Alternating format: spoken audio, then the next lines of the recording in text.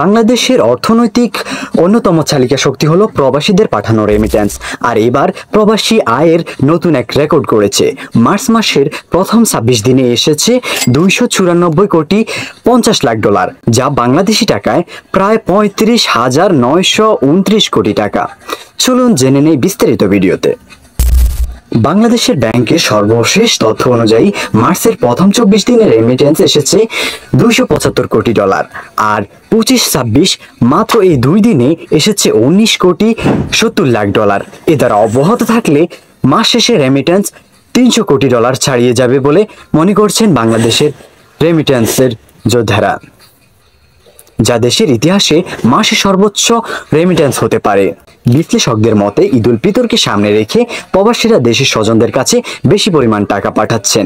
এছাড়া প্রবাসীদের জন্য সরকারি বিভিন্ন সুবিধা ও ইনসেন্টিভ রেমিটেন্স প্রবাহ বাড়াতে ভূমিকা রেখেছে। 2024 সালের মার্চ মাসের প্রথম 24 দিনে রেমিটেন্স এসেছিল মাত্র 155 কোটি ডলার, আর পুরো মাসে এসেছিল মাত্র 200 কোটি ডলারের কম। তুলনামূলকভাবে এবছর একই সময় রেমিটেন্স প্রায় দ্বিগুণ হয়েছে। এই রেমিটেন্স প্রবাহের ফলে দেশের বৈদেশিক মুদ্রার রিজার্ভের আরও 20 বিলিয়ন ডলার অতিক্রম করেছে, যা অর্থনীতির জন্য একটি ইতিবাচক সংকেত। এর আগে দেশের ইতিহাসে এক মাসে সর্বোচ্চ রেমিটেন্স এসেছিল 2024 সালের ডিসেম্বরে প্রায় 264 কোটি ডলার, আর দ্বিতীয় সর্বোচ্চ রেমিটেন্স এসেছিল গত ফেব্রুয়ারিতে 253 কোটি ডলার।